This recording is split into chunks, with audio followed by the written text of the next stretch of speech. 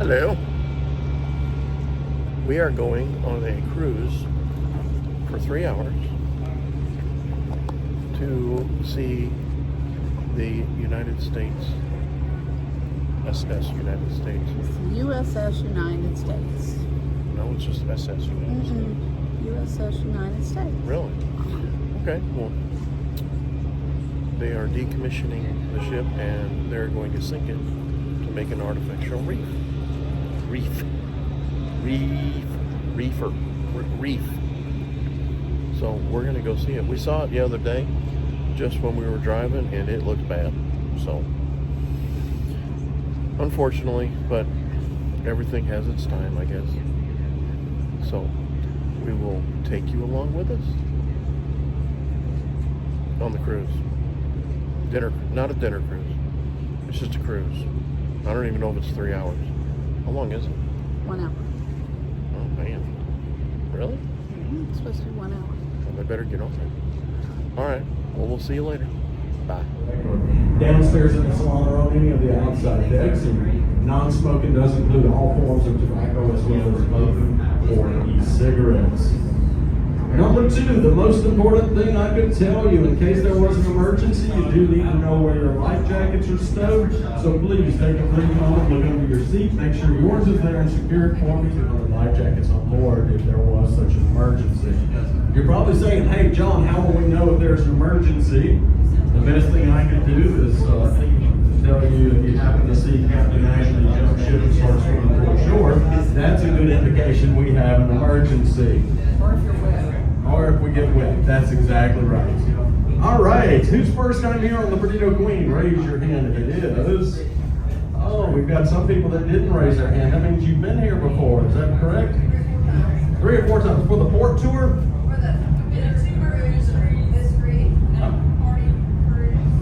Oh, so we know who likes to party then. Absolutely, we're good. Are y'all from Mobile? Excellent. Who else? Where y'all from? Where? Robertsdale, okay. How about you guys? From North Georgia. North Georgia, back in the corner here. Nashville. Good golf. If you have not had a chance to visit that museum, I do highly recommend it. It does have 8 levels of exhibits inside there, and if you make it to the right up the Mobile River Channel, next year they're going to turn 2 of those levels into the Jimmy Buffett Museum. And the city is negotiating with Margaritaville to put a rooftop bar on that building as well. All right, we have our first ship. Anybody interested in seeing a ship or two today? Yeah. All right, well this one right here, even though it looks like it just came out of a scrapyard, this is a brand new vessel that's built right across the river here at Austell. And if you're not familiar with Austell, it is an Australian shipbuilding company that set up shop here in Mobile back in the early 2000s. And this ship is an expeditionary rapid transport ship designed to get supplies and troops and materials to those ports serviced by shallow water access. And as you can see, it is a catamaran style hull, meaning that you can just drive the boat right at the center of it. That ship is supposed to be going out into service any day now, and that's why it's moved over here in front of the cruise terminal here. Look at here. We got some construction going on here. Anybody want to know what this is? This does mark the site for the future I-10 Mobile River Bridge. And if you live on the other side of the river, you'll be able to see that as well too. Anybody else over here, and we're going to be going outside today, sir. Okay. All right, so this is where the I-10 Mobile River Bridge will be constructed. As you can see, they're doing the test pylons now. Once those test pylons are finished, we should start seeing some construction at the beginning of next year. That's what share that with you. And in addition to that, They have a person here who was on the SS United States. Movies, which we have digitized, and they're playing on the television downstairs, so you can see the SS United States in all her glory. If you go down and watch that and see what Pam's got. And you say over here we got someone else that's traveled on it? Both of these 2 were Oh, on. really? What year? 65. 60? We were babies. How old were you then? I was about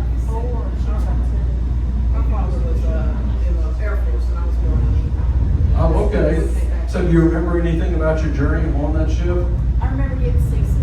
Oh, okay. Most everybody I talked to that's been on there says that there was at least one day when they were all seasick there.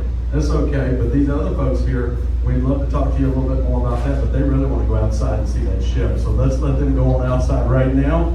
Go outside, get some photos. I want you to take as many photos as you can. Don't worry, we're going to pass by this ship.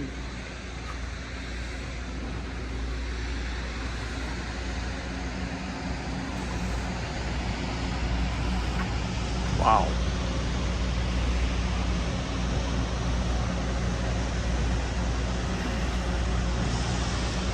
Wow. I mean, they've taken off everything. Look at the anchor ports.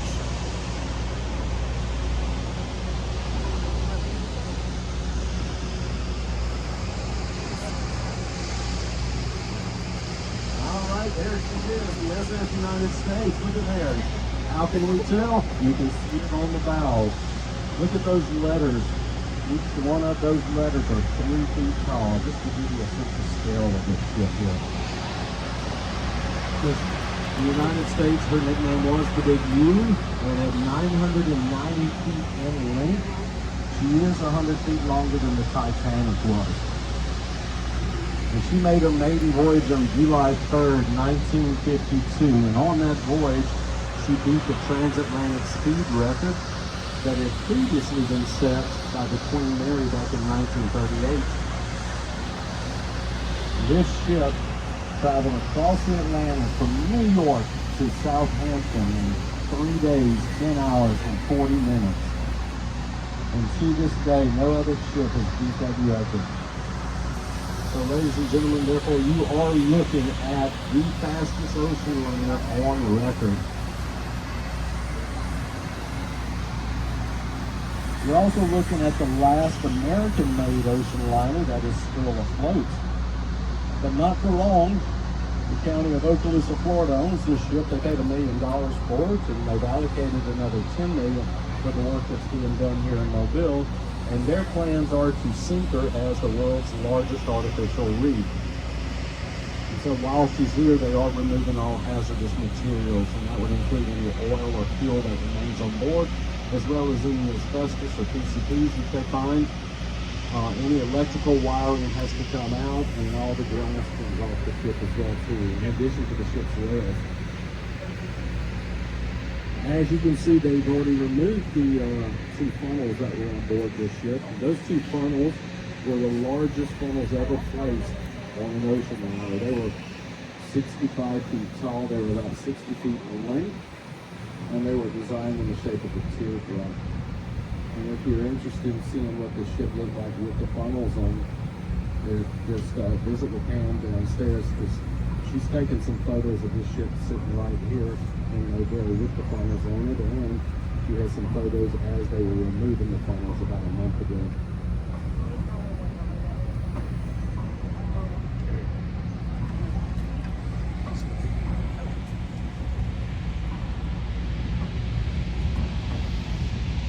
Taking all the windows out.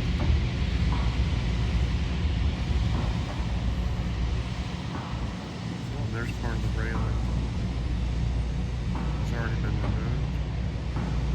I bet you that whole side has been removed.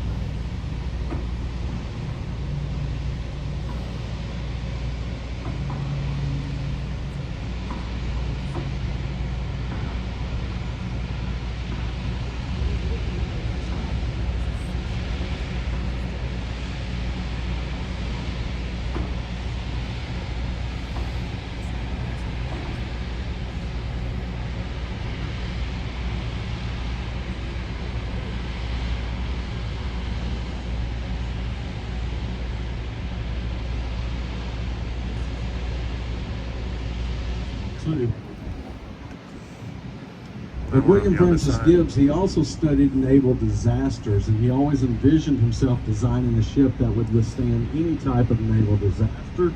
And prior to this ship being designed, he was studying a disaster in which a ship had caught fire and many lives were lost.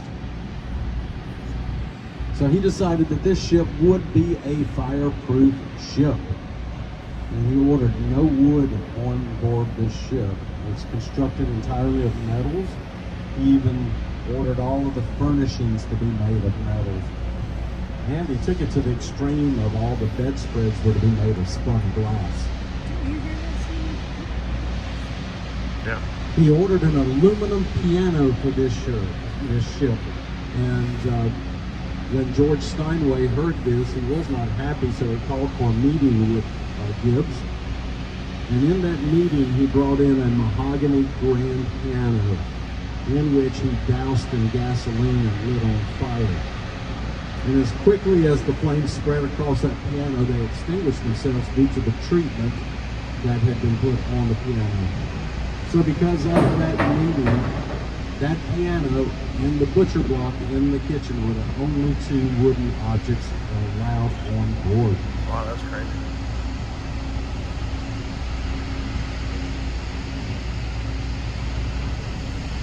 So this is 100 feet longer than the Titanic.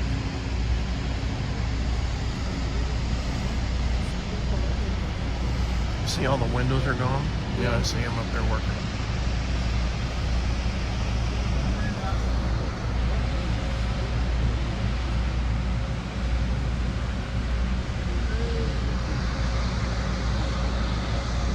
This ship could hold 2,000 passengers. It had a crew of just a little over 1,000, but in times of war it could be converted over to a troop transport in which it could hold 14,000 troops. And they could convert this ship over in 48 hours. And there were 3 types of tickets you could purchase. You could be first class or second class, which was considered cabin class, or you could ride tourist class. Tourist class was the cheapest ticket, and you would ride in the front of the ship, or the roughest part of the ride. First class rode in the middle portion of the ship, and cabin class on the rear.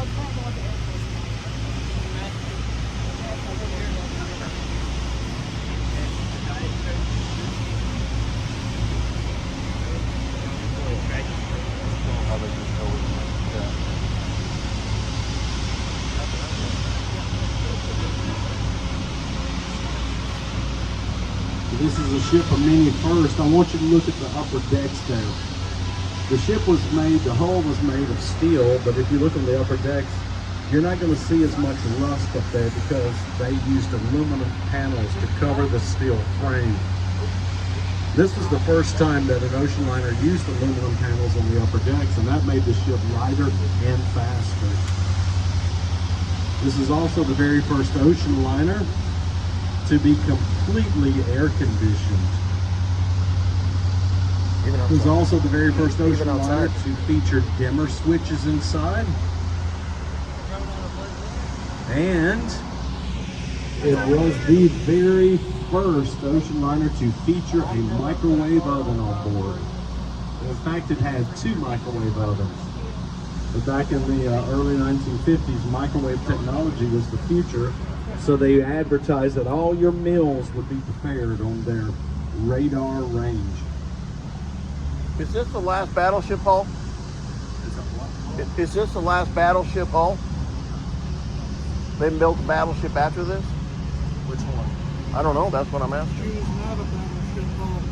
That's what I heard. She was a battleship from World War II. No. The hull was. No, this ship was built. Really? She was a dedicated ocean liner from the get-go. Well, I heard wrong.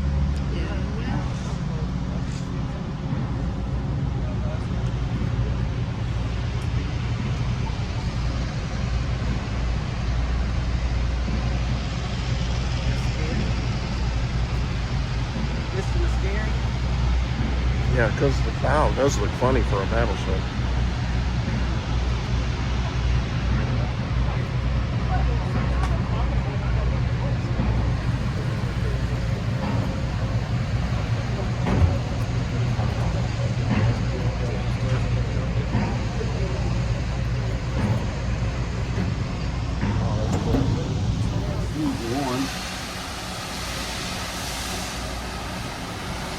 This ship is about 10 to 15 years old. It's here in Mobile for its annual service, and I do believe it'll get a new paint job while it's here. This is a dry cargo ship. That's a And Mercy it's part ship. of the Lewis and Clark series of ships. Look at the Mercy ship. We've Now, heard the about next that ship, one. the one with 206 on her hull, you may have heard of this ship. She's been in the news a lot recently. This is the Harvey Milk. This is the ship that the Naval Commissioner wanted to rename. And in fact, they have already renamed the ship. She is now known as the Oscar V. Peterson, named after a World War II hero. And this is an oil refueling ship, part of the John Lewis series of ships. This ship's only 4 years old. Wow. And it can hold 6.6 million gallons of fuel on board. And it was here in Mobile for its PSA, or post shakedown availability, and it did get a new paint job while it was here. Take a look at the size of that ship though, because in a few moments I'm going to show you the previous class of ships. But look in the distance there, right over the tree line, you can see the top of the USS Alabama from this vantage point. All right, the next ship we have, the one in dry dock, this is a dredger owned by the Army Corps of Engineers. This is the Wheeler out of New Orleans, and it was here for a brand new paint job, and over the past couple of weeks, we've watched them sandblast the hull and put a primer coat Thrusters, on, those and great things. now they've come in and put the final coat on her. What's been fascinating here is to watch the men working on the floor of the dry dock to see the scale of that ship, and those men can actually walk underneath that ship without Wow, being look at that open. thing. Wow. That Mercy ship is in rough shape. All right, now we have the USNS Mercy. It's one of two hospital ships that the Navy owns. And this one just came into port here. Previous to this being here, her sister ship was here. That was the USNS Comfort. And as you can see, this ship needs a new paint job badly. It also needs a new upgrade. So the Comfort, while it was here for 2 years. It got a complete upgrade on everything inside, plus a new paint job. So we expect this one to be the same. But this ship was built in 1975. It was originally an oil tanker. But in 1985, the Navy had It's a small the oil opportunity tanker. to buy this ship plus the Comfort. They chose to do that and turn them into hospital ships. What's interesting though is just right before they bought these two ships, they had decided to take the SS United States and turn her into a hospital ship. But because they got this Really? opportunity, they left the United States as she was. What a shame. All right, now the next ship, the Bighorn that we see here, this is also an oil refueling ship. This is the previous class. This is the Kaiser class of oil refueling ships. And as you can see, she's much smaller than the what was the Harvey Milk. But Yeah, this ship really. can still hold up to about 6 million gallons of fuel. Now, this ship was in service as late as last September, and it was the only oil refueling ship servicing the Middle East at the time. And sometime during September, it ran aground or struck something beneath the surface, caused damage to her hull, and flooded the engine room. So because of that, the Navy decided to go ahead and decommission the ship, and their plans are to sink her as an artificial reef.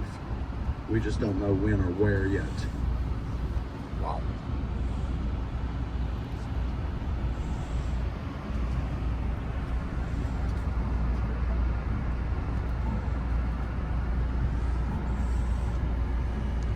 So 5,000 years from now, somebody will discover that and think that it was something. All right, we've got a ramp here leading Yeah. into the water. This is an old ship launch dating back to World War II. This was the site where they built all of the Liberty class ships here in Mobile. And at that time, it is said that Mobile was turning out a brand new ship every single week. And they should. They had 40,000 employees at the time, mainly women and children because the men were all at war. That Mercy ship, I've never been to think of it. Look at that. Yep.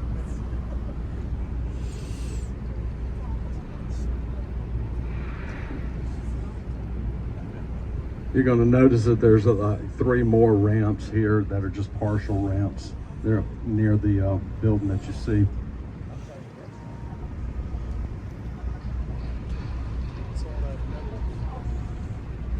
Somebody had put that there so that they, I guess,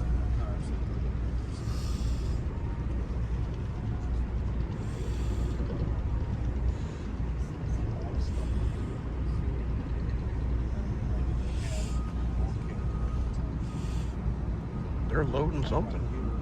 we have this new construction going on. You're going to see an old bulkhead in front of it too.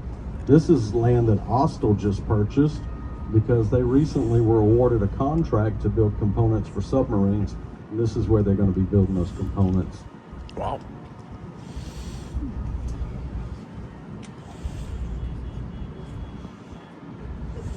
They're not allowed to build submarines.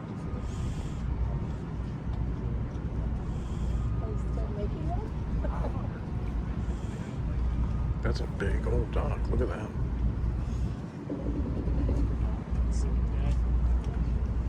It's kind of like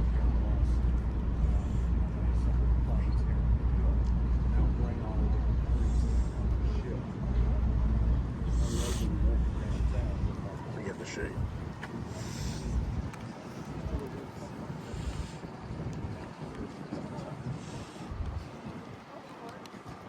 or Brazil unload steel here. They'll put them on barges and move them north of Mobile, where there's a steel mill as well as a stainless steel mill as well too. I noticed we had some movement going on over here, and I'm curious to see what they're doing. Unless they're just moving some steel from one part of the terminal to another. There may be a barge down there where they're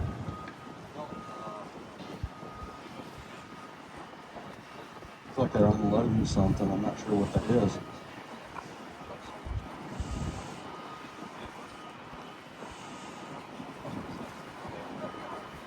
Now I'll take that back. That's the magnet hanging off the end over there. Here's the steel going onto this barge. So it looks like they're going to be putting it on the barge, taking it north of us.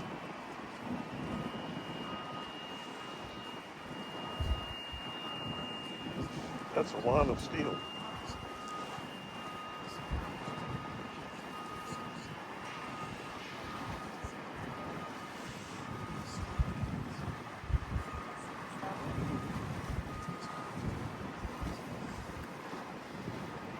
Take a look at the top of those cranes, though. That's a building constructed on top of there. I just realized that. And I'm not sure what's inside those buildings, though.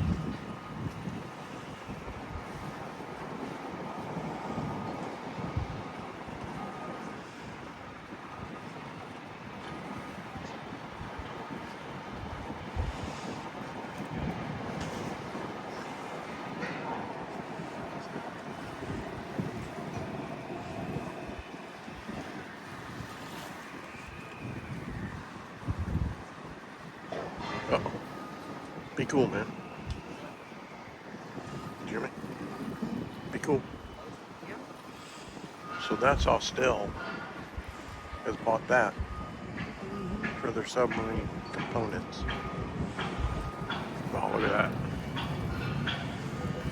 All right, so the island directly in front of us, that is Little Sand Island. That does mark the end of the Mobile River. Everything beyond that is Mobile Bay. If you look across the bay, you're going to see the eastern shore. Just keep in mind, that's about 8 to 10 miles across the bay from this point.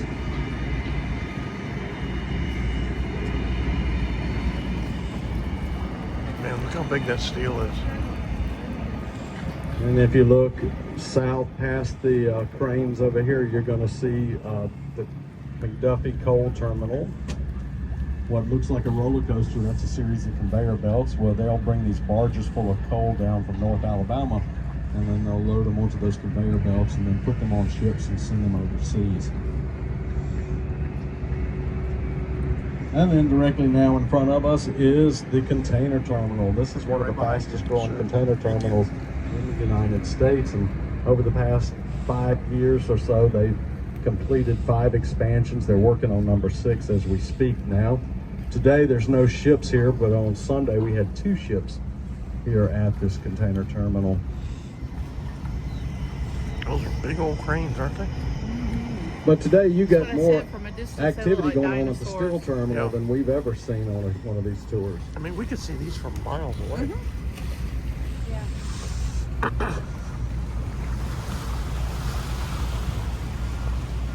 hear what he was saying?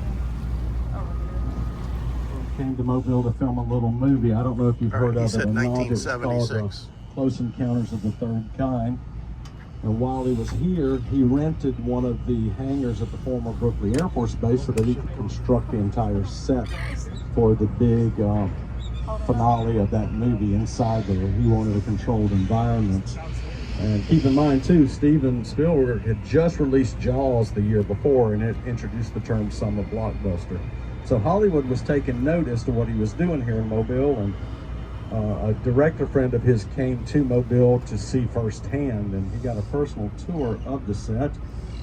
And while he was here, he was admiring everything that Steven was doing, and he told Steven, he said, this is going to be the biggest movie of all times. He said, it's going to be bigger than Jaws was, and he said, people will be talking about this movie for years to come. He said, now I'm a little nervous because your movie is scheduled to be released about the same time my movie is, and he pleaded with Steven to push back the release date of that movie, and Steven told him he couldn't do it, that it was automatically set by the studio and that he couldn't change it. So he told his friend, he said, look, he said, I'll make you a deal here. If you're worried about your movie and your movie failing because of my movie, I'll give you 2.5% of the profits of this movie here, if in return you give me 2.5% of the profits of your movie. And so they made that agreement there, and to this day, Steven Spielberg still makes money off of the movie Star Wars. Never worked a day of his life on that movie. And that's right, it was George Lucas that came to Mobile to see what was going on, and they made the famous Hollywood bet here. But it is said that while he was here, he had looked over and saw some cranes that looked just like these here in Mobile, and that's what gave him the idea for the Land Walker carriage. I told you, I was going to tell you. That's funny. All right, we were talking about the Airbus Now, what were you ship saying? earlier. Here it comes. It's leaving port, so it's already delivered some parts here. So maybe a little bit later on today, maybe tomorrow, we'll see airplanes coming down this river here to go to Brooklyn, where Airbus has their final assembly lines there. They do look like it, don't they? And by the way, if you haven't had a chance to go down to Brooklyn and see their campus, it is impressive. And every once in a while, they will offer tours to go see inside of their assembly lines.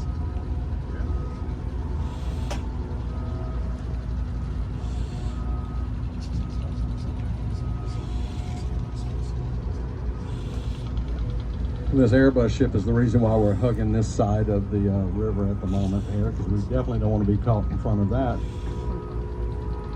But I want to call your attention to the west side of the river where Uncle John sits there waiting for you to view.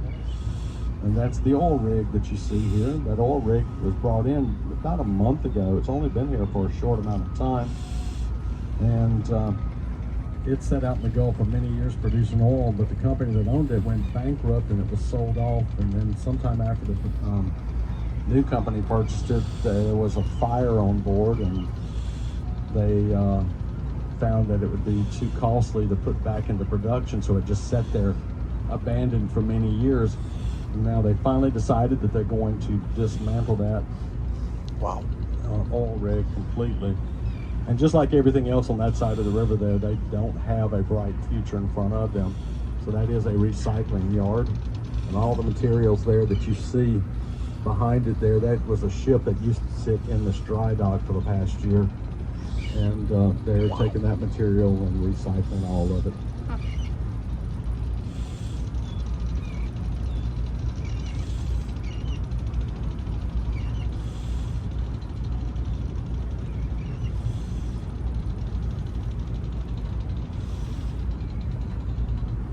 Is that a crane ship? That looks like a crane ship, doesn't it? Right there. I don't know.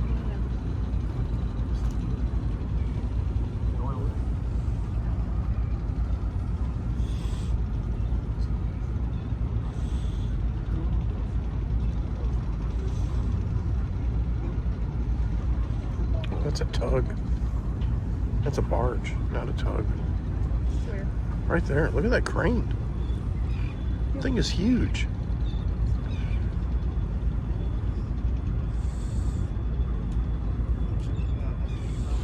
Man, this Airbus thing doesn't look too healthy, does it?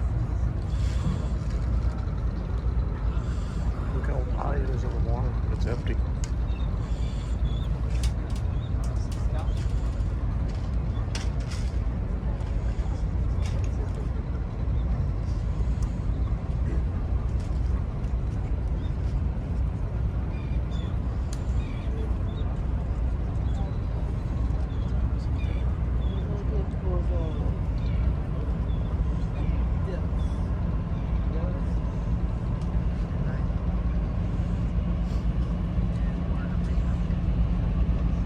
Yeah, man, look how rusty that thing is. Just live its life in the water. True that, in salt water. It's only got one safety ship. I don't even know what this is. That's what he was talking about, bringing the parts in for airplanes. Okay. You didn't hear him? I heard a lot. Now, if you think but I that was- ship is large, you have not seen the autoliners that come through here. Those are the largest ships that I've seen. See, the those back opens ships can up. hold 4,500 automobiles on board. So it has parts for Yeah. And we see that every Airbus. once in a while where they'll bring in the ships. They export them out because there's several automobile manufacturers that make their home here in Alabama.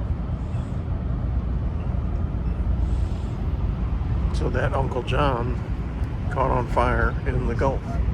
Now they're dismantling it. All right, so we talked about a movie that was filmed here in Mobile. Let's talk about some movies that were filmed on board the SS United States. I know of 4 movies. Anybody know those 4 movies? Anybody want to take a guess at what 4 movies were filmed on board that ship? It was not Titanic. It was not Poseidon Adventure. Good guesses though, but I will go ahead. I'll give you the first one here. The very first movie that was filmed in front of that ship was seen in the opening sequence of West Side Story. In the 1960s, Walt Disney went aboard and filmed a movie starring Fred MacMurray called Bon Voyage. And then, of course, I can't believe nobody didn't guess this famous classic 1960s movie. That's right, I'm talking about the movie called Munster Go Home, based off of the television series The Munsters, in which Herman inherited a castle in England and they took the United States to go claim that castle. The entire journey he was seasick. I think we've heard that before today. And while Grandpa spent most of his time down on the lower decks or the dungeon of the ship. Now, the last movie to be filmed on board was in 2013. Colin Farrell was seen running down the promenade deck in the movie Dead Man Down.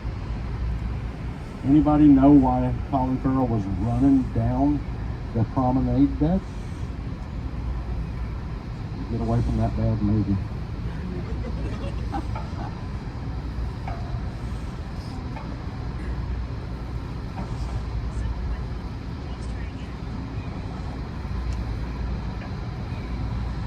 We had 4 presidents travel aboard the SS United States. Anybody want to take a guess? Which 4 presidents traveled on board? Eisenhower was one.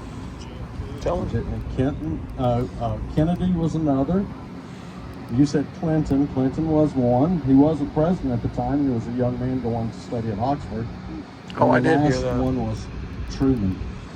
I was just thinking of Carter. Page. Yeah, that's what I was thinking. It sure is a beautiful ship.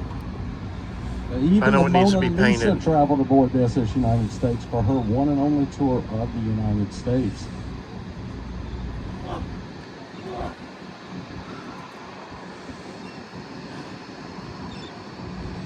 All right, if you had a chance to go downstairs, visit with Pam, now would be a good time. I'm going to go check on everybody downstairs as well. Some photographs from her journey, some newspapers. We even have a place setting from the dining room. You're Pam? Oh, but if you look at Congratulations. the menus here, there's several different menus, and there's always a different menu for every night of the week that you're on board. The menu that I looked at actually is advertising roasted kangaroo tail. And I'm sure the portions were generous too. But don't worry, if you couldn't eat it all, I'm sure they had a pouch you could take it home with.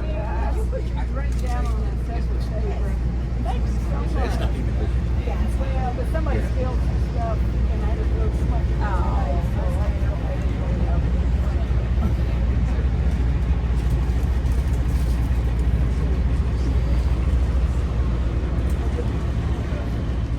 This is the actual dishes Several menus. from the ship. There's a swimming pool down at the bottom. This is downstairs. The menu. I think so. Probably not. Probably got a video of it.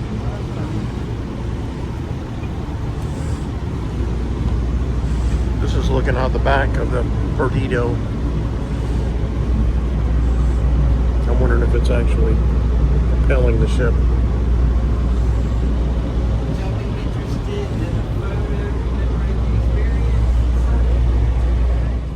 They had to take a 747 and they hated it because they liked the 3 days over there and the 3 days they just got to relax and go dancing and whatever. Yeah. Just had to sit still on an airplane. Yep. But that's one reason why that went out of service, because people didn't. Pushed it off into the river, floated it to where the tunnel is located now. All right, well, we just finished our tour. Very informative. It was very good. And the video is going to be long, so Well, you'll probably cut out a lot of it. not a lot, but you know, especially information in the stories that he told are very interesting. There's a lot of other ships here, So too. if you made it this far, you know it's a long video, because this is Yeah. our outro.